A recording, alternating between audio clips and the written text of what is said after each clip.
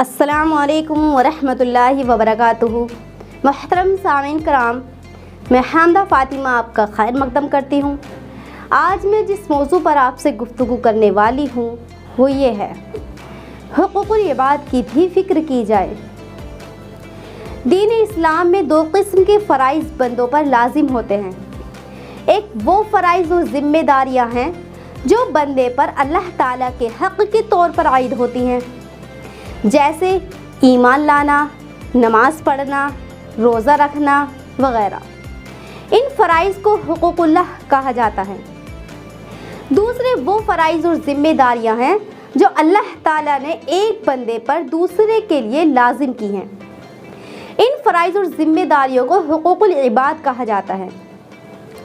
ये हुकूकुल इबाद यानी बंदों के हुकूक इस एतबार से ज़्यादा अहम है कि इनमें अगर कोताही हो जाए और बंदा अगर इनको अदा ना कर सके तो सिर्फ तौबा और इस्तिग़फ़ार से माफ़ नहीं होते, जब तक कि इनको अदा ना करे या जिस बंदे के हक़ में कोताही की है वो माफ़ ना कर दे।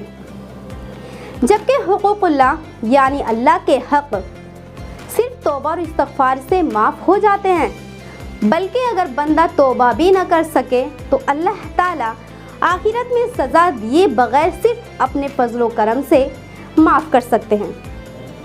कुरान करीम में इरशाद बारी ताला है, बिलाशुबा अल्लाह ताला इस बात को सज़ा दिए देकर भी ना बख्शेंगे कि उनके साथ किसी को शरीक करार दिया जाए, बल्कि हमेशा सज़ा में मुब्तला रखेंगे। और इसके सिवा और जितने गुनाह हैं, ख्वाह सगीरा हो या कबीरा, जिसके लिए मंजूर होगा बिला सज़ा वो गुनाह बख्श देंगे। दूसरी तरफ हुकूकुल इबाद के सिलसिले में नबी करीम सल्लल्लाहु अलैहि वसल्लम का इरशाद मुबारक है, शहीद का हर गुनाह माफ़ कर दिया जाता है सिवाय कर्ज़ के। किसी शख्स का कर्ज़ किसी के ज़िम्मे में है तो जब तक अदा ना कर दे वो माफ़ नहीं हो सकता, ख्वाह कितना ही बड़ा नेक अमल कर ले, यहाँ तक कि अल्लाह के रास्ते में अपनी जान ही क्यों ना दे दे। इमाम नववी रहमतुल्लाह अलैहि ने इस हदीस की शरह करते हुए लिखा है कि कर्ज़ से मुराद तमाम हुकूकुल इबाद बंदों के हुकूक हैं। एक हदीस शरीफ में आप सल्लल्लाहु अलैहि वसल्लम ने बंदों के हुकूक की अहमियत इस अंदाज से बयान फरमाई है कि जिससे मालूम होता है कि हुकूकुल इबाद में कोताही न सिर्फ ये कि आखिरत में सख्त बाज़पुरसी का सबब बनेगी, बल्कि अल्लाह ताला के अदा के लिए हुए हुकूक भी ज़ाया हो जाएंगे। बंदों के हुकूक में गफलत और ज़्यादती करने वाले लोग अपनी नमाज, रोज़े और दीगर इबादतों का सवाब हासिल न कर सकेंगे।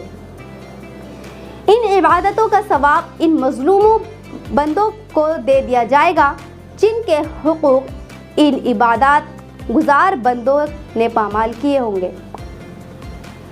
अगर जुल्म और ज़्यादती की तलाफ़ी ज़ालिमों की नेकियों से न हो सकी तो मज़लूमीन के गुनाहों का बोझ ज़ालिमों के सरों पर डाल दिया जाएगा। चुनांचे इरशाद नबी सल्लल्लाहु अलैहि वसल्लम है कि तुम लोग जानते हो फ़कीर कौन होता है? सहाबा कराम रज़ियल्लाहु ताला अन्हुम अजमाइन ने अर्ज़ किया कि फ़कीर तो वो है जिसके पास पैसा दिरहम वग़ैरह नहीं है।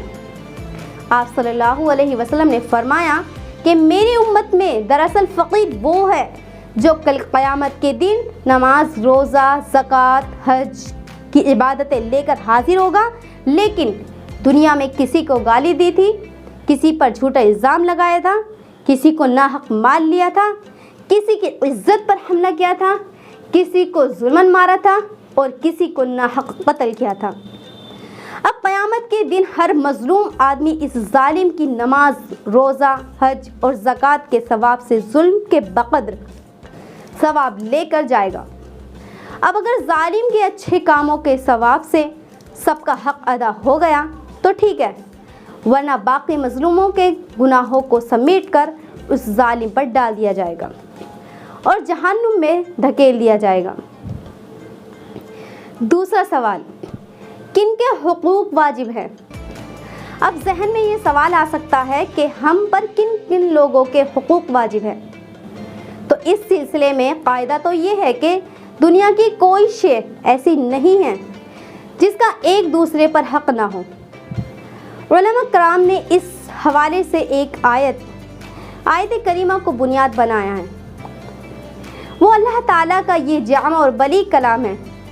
وہ ذات پاک ایسی ہے جس نے پیدا کیا تمہارے فائدے کے لیے جو کچھ بھی زمین میں موجود ہے سب کا سب۔ اس آیت کریمہ سے یہ بات معلوم ہوئی کہ ہر شے سے وہ نفع اٹھایا جائے جس کے لیے اللہ نے اس کو پیدا کیا ہے، اور ان موقعوں پر اس کو صرف کیا جائے جن میں صرف کرنے کا اللہ تعالیٰ نے حکم دیا ہے۔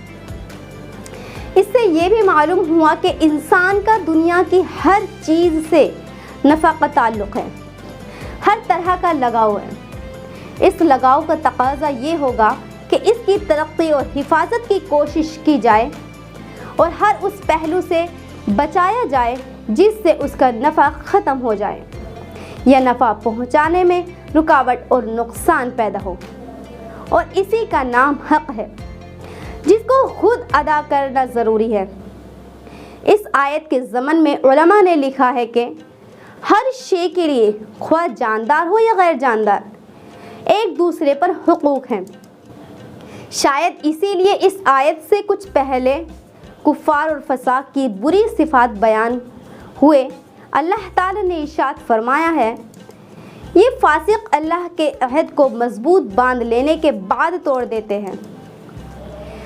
اللہ نے جسے جوڑنے کا حکم دیا اسے کاٹتے ہیں اور زمین میں فساد برپا کرتے ہیں۔ حقیقت میں یہی لوگ نقصان اٹھانے والے ہیں۔ حضرت تھانوی رحمۃ اللہ علیہ فرماتے ہیں کہ اس میں تمام تعلقات شرعیہ داخل ہیں، خواہ وہ تعلقات ہو جو بندے اور خدا کے درمیان میں ہیں یا وہ جو اس کے اور رشتہ داروں کے درمیان میں ہیں، اور جو عام اہل اسلام کے درمیان میں ہیں اور عام انسانوں کے درمیان میں ہیں۔ آیت کے آخری ٹکڑے سے یہ بھی معلوم ہو گیا کہ حقوق کو ادا نہ کرنا دنیا میں فساد اور بے امنی کی بنیاد اور جڑ ہے۔ یہ تو ایک عام ضابطہ ہوا، اس کے علاوہ قرآن و حدیث میں اس قدر تفصیل سے بندوں کے حقوق کو بیان کیا گیا ہے کہ شاید ہی دوسرے حقوقوں پر اتنی تفصیل وارد ہوئی ہو۔ مثلا ارشاد خداوندی ہے، اور والدین کے ساتھ اچھا معاملہ کرو، اور اہل قرابت کے ساتھ بھی، اور یتیموں کے ساتھ بھی، اور غریب غربا کے ساتھ بھی، اور پاس والے پڑوسی کے ساتھ بھی، اور دور والے پڑوسی کے ساتھ بھی، اور ہم مجلس کے ساتھ بھی، اور راہگیر کے ساتھ بھی، اور ان کے ساتھ ساتھ جو تمہارے مالکانہ قبضے میں ہیں۔ اس آیت کریمہ کی جامعیت پر غور کیا جائے تو معلوم ہوگا کہ سارے عالم کے انسانوں کے حقوق ادا کرنے کی وصیت فرما دی گئی، اور لطیف پیرا میں ان کے اہل حقوق میں ترتیب بھی قائم ہو گئی کہ والدین کا حق اہل قرابت پر مقدم ہے اور اہل قرابت کا یتیموں وغیرہ پر۔ اسی طرح تمام اہل حقوق میں ترتیب ہے، لیکن یہ بات ملحوظ رہنی چاہیے کہ یہ ترتیب اسی وقت ہے جب کہ یہ اہل حقوق یعنی جن کا حق ہے وہ حق پر قائم ہو، اور اگر کوئی باطل پر ہے، مثلا اہل قرابت اور یتیموں کا کوئی معاملہ ہے اور یتیم حق پر ہیں، تو محض قرابت کی بنیاد پر اہل قرابت کا تعاون نہیں کیا جائے گا۔ اس کو عصبیت کہا جاتا ہے، جو شریعت میں انتہائی مذموم عمل ہے۔ محترم سامعین کرام، اس طرح کے مزید موضوع سننے کے لیے ہمارے چینل اسلامک معلومات کو سبسکرائب کریں اور لائک اور شیئر کرنا نہ بھولیں۔ شکریہ۔